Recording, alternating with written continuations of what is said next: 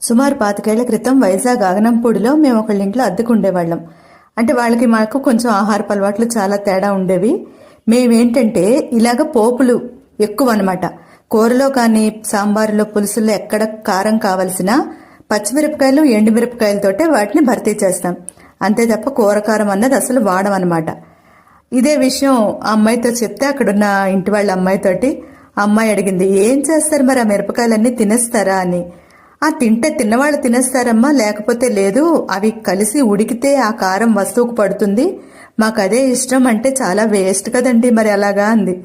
Waste అనమ్మా, కానీ మా పద్ధతి ఇది. అంటే అసలు కూరకారం వాడనే వాడరా అని కూడా అడిగింది. అస్సలు వాడమమ్మా, అలవాట్లేదు అన్నాను. నా డైటింగ్ కష్టాల్లో భాగంగా ఈరోజు అప్పడాలు కాల్చానమాట. మావాడు ఈరోజు అప్పడాలు ఒకటే కాల్చుకొని తింటానన్నాడు. ఆ ప్యాకెట్ మీద ఉన్న వస్తువులు చూసుకొని వాడు ఏదో లెక్కల ప్రకారం తింటాడనమాట. నేనైతే పొద్దున్న అన్నం ఉండిపోయిందని ఇలా తినేసాను.